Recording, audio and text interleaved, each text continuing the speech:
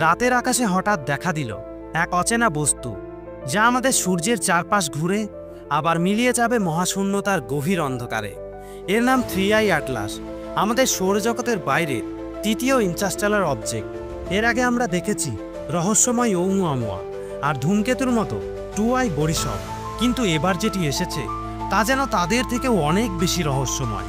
কারণ বিজ্ঞানীরা বলছেন 3i অ্যাটলাস হয়তো কোনোদিন গ্রহ বা বিশাল কোনো মহাজাগতিক বস্তুর অংশ ছিল। তারপর কোটি কোটি বছর ধরে মহাকাশে ঘুরতে ঘুরতে শেষমেশ এসে পৌঁছেছে আমাদের দৃষ্টিসীমায়। এর গতি অবিশ্বাস্য, প্রতি সেকেন্ডে প্রায় 60 কিলোমিটার। সূর্যকে ছুঁয়ে আবার অজানার পথে হারিয়ে যাবে এটি। কিন্তু প্রশ্ন থেকে যায়, এটি কি কেবলই এক প্রাকৃতিক ধূমকেতু, নাকি মহাবিশ্বের অন্য প্রান্ত থেকে আসা কোনো ভৃঙ্গয়ী সভ্যতার বার্তা? মহাবিশ্ব ভরা অগণিত রহস্যে, আর প্রতিটা রহস্য আমাদের মনে করিয়ে দেয় আমরা কি একা এই বিশাল মহাবিশ্বে? আপনার কি মনে হয় অবশ্যই কমেন্টে জানান। এই সম্বন্ধে ফুল ভিডিও চ্যানেলে দেওয়া আছে, চেক আউট করতে পারে। ভিডিওটি ভালো লাগলে অবশ্যই লাইক করে সাবস্ক্রাইব করে পাশে থাকবেন।